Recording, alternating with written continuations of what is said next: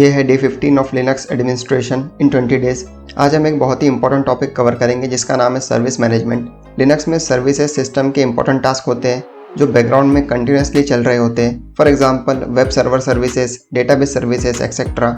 आज हम देखेंगे कि कैसे सर्विसेज को स्टार्ट, स्टॉप और मैनेज कर सकते हैं using commands like systemd, systemctl, services और init.d। सबसे पहले हम बात करते हैं systemd की। systemd एक इनिट सिस्टम है जो सिस्टम बूट होने पर सर्विसेज को मैनेज करता है।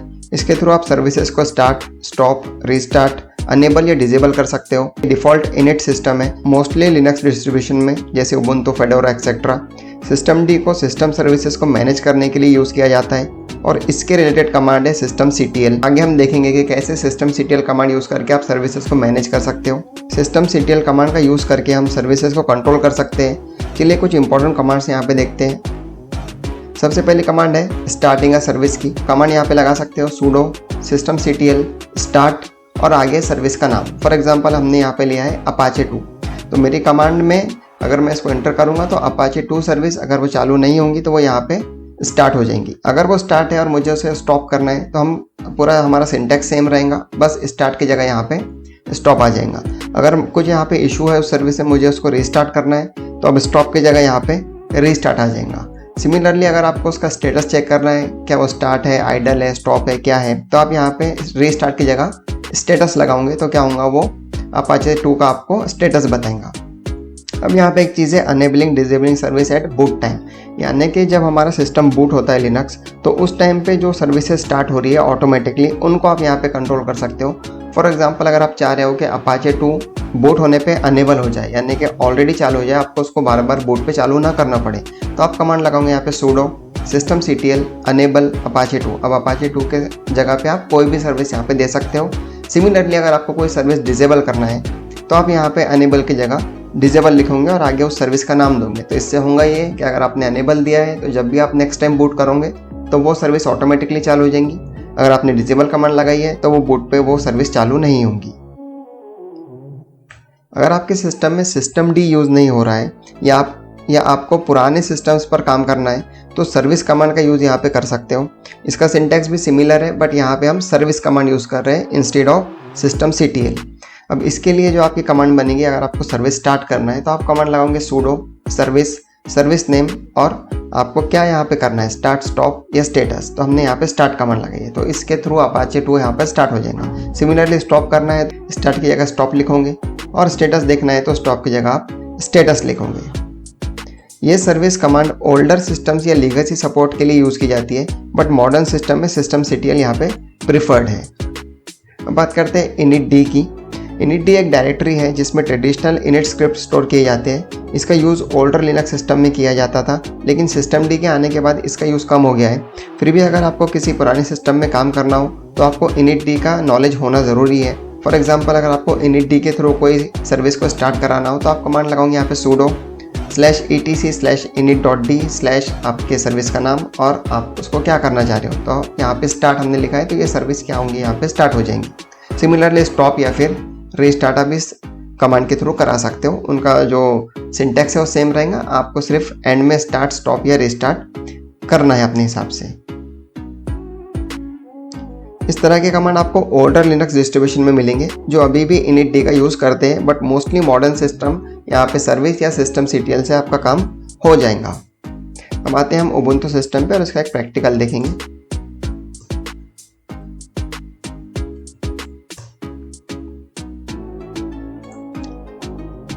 आते हैं हमारे टर्मिनल में और यहाँ पे हमने जो स्लाइड के अंदर एग्जांपल लिया था आप वो भी ले सकते हो अपाचे का या फिर आप कोई और सर्विस का यहाँ पे ले सकते हो।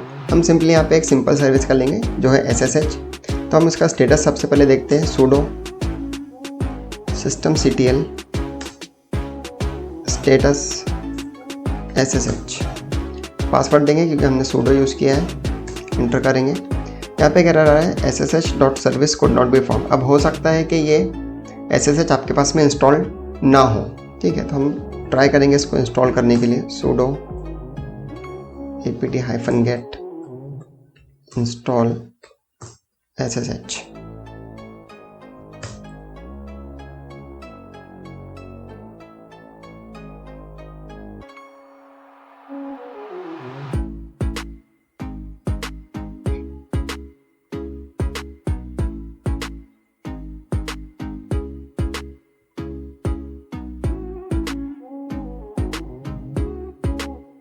ठीक है, यहाँ पे हमने SSH क्या किया है, इंस्टॉल कर लिया है। अब देखते हैं वो कमांड यहाँ पे रन होती है क्या। ठीक है, अब ये प्रॉपरली यहाँ पे रन हो रही है। तो आप देख रहे हो इसका स्टेटस क्या है, यहाँ पे इनएक्टिव है। ठीक है, एक्टिव के अंदर हमको दिख रहा है इनएक्टिव डेड, यानी कि ये अभी एक्टिव नहीं है। तो हम क्या करते हैं, उसको स्टार्ट करते हैं। तो सिंटैक्स सेम रहेगा, हर चीज़ सेम रहेंगी, सिर्फ हम क्या करेंगे, यहाँ पे स्टेटस की जगह स्टार्ट लिख देंगे। ठीक है, तो अब ये स्टार्ट हो गई। अगेन अगर हम स्टेटस चेक करेंगे इस बार, तो आप देख रहे हो यहाँ पे ये रहा, यहाँ पे एक्टिव एंड रनिंग। तो इस तरीके से आप सिस्टम के जो सर्विसेज है, पहले तो आपके पास वो सर्विस इंस्टॉल होनी चाहिए। हमें स्टार्टिंग में एरर आ गया था, ठीक है, कि unit SSH.service could not be found। अगर इस तरीके से एरर आता है तो आपको उस सर्विस को यूज़ करने के पहले तो इंस्टॉल करना होगा। हमने इंस्टॉल किया, उसका स्टेटस देखा, वो डेड थी, फिर हमने इस तरीके से उसको स्टार्ट किया। अब आपका अगर वर्क हो गया, आपको उसको फिर से स्टॉप करना है, तो फिर आप कमांड लगाओगे यहाँ पे sudo systemctl stop SSH।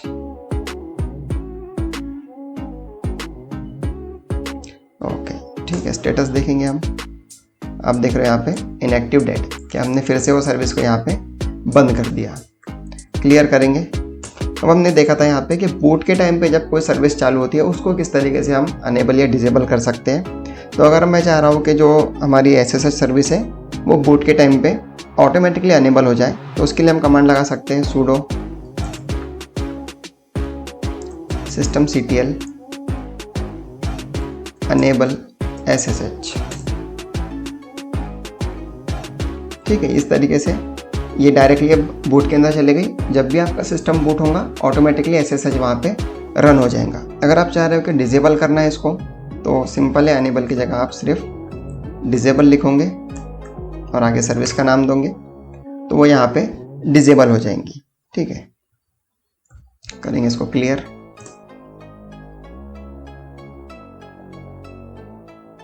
अब बात करते हैं हम सर्विस कमांड की, कि आप सर्विस कमांड का यूज़ करके किस तरीके से यही सब टास्क कर सकते हो जो हमने systemctl से किया। अब कोई जो Debian के वर्जन्स होते हैं या जो ओल्डर है, उसमें आपको सर्विस का यूज़ करना होता है, जैसे बैकट्रैक, और या फिर जो ओल्डर वर्जन ऑफ लिनक्स है यहाँ पे लिनक्स, उसमें या उबुंटू, उसमें आपको सर्विस का यूज़ करना पड़ता है, ना कि systemctl का। तो आपको वो भी कमांड पता होना चाहिए यहाँ पे। तो हम सेम सिमिलर SSH का एक एग्जाम्पल लेके चलेंगे। आप कमांड लगाओगे उसके लिए sudo service SSH स्टार्ट, या स्टेटस से हम शुरू करेंगे।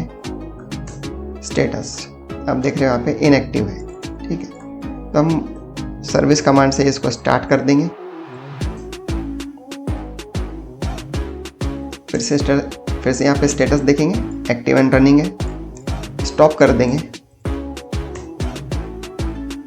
अगेन हम यहाँ पे स्टेटस देखेंगे, तो आप देख रहे हो इनएक्टिव डेड है। इस तरीके से आप सर्विस कमांड का भी यूज़ ले सकते हो। मुझे सर्विस कमांड ज़्यादा सिंपल लगती है systemctl के कंपैरिजन में, बट डिपेंड करता है आप कौन सा यहाँ पे डिस्ट्रो यूज़ कर रहे हो। ठीक है, अब बात करते हैं हम init.d की। तो अब init.d एक बहुत ही लीस्ट यहाँ पे कमांड है जो आपको यूज़ करना पड़ सकती है अगर आप लीगेसी या बहुत ही ओल्डर सिस्टम यहाँ पे यूज़ कर रहे हो। तो उसका भी एग्जाम्पल हम यहाँ पे देखते हैं। कमांड लगाओगे आप sudo -etc init.d /SSH start. ठीक है, यहाँ पे उसने हमें लिख के दिया स्टार्टिंग SSH। तो इस तरीके से आप, अब देखो आप उसने ब्रैकेट में वाया systemctl ही दिया है, तो इसका मतलब ये है कि इस कमांड से भी वाया बैकग्राउंड के अंदर systemctl से ही हमारी जो सर्विस है वो स्टार्ट हो रही है। तो आप डायरेक्टली systemctl भी यहाँ पे यूज़ कर सकते हो। अब इस कमांड से आपको स्टॉप करना है, तो आप कमांड लगा दूँगी यहाँ पे स्टॉप, वो स्टॉप हो जाएंगी। मुझे नहीं पता इसमें ये स्टेटस शो करता है init या नहीं, हम देख लेते हैं। ठीक है, शो कर रहा है, तो यहाँ पे ये डेड है क्योंकि हमने अभी स्टॉप किया था इसको। इस तरीके से आप init का भी यहाँ पे यूज़ ले सकते हो, बट सबसे सिंपल यहाँ पे आपके लिए सर्विस है। और अगर सर्विस काम नहीं कर रहा है आपके लिए, तो आप यहाँ पे आपका जो systemctl है वो सिंपली यूज़ कर सकते हो।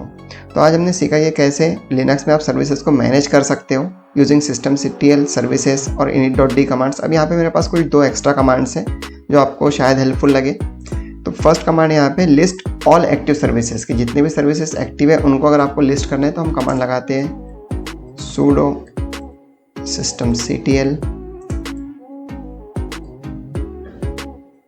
list -units -type equal to service.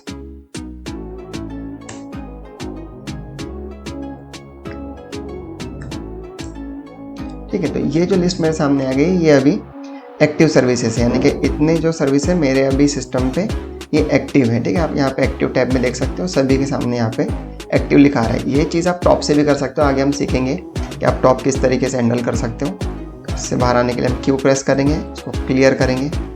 अब ये तो कमांड हो गई कि आप पूरे एक्टिव सर्विसेज को यहाँ पे देखना चाह रहे हो। अब दूसरी यहाँ पे कमांड है कि चाहे एक्टिव हो या इनएक्टिव हो, आप सभी सर्विसेज को यहाँ पे देखना चाह रहे हो। तो उसके लिए कमांड बनेंगे आपकी sudo systemctl list -units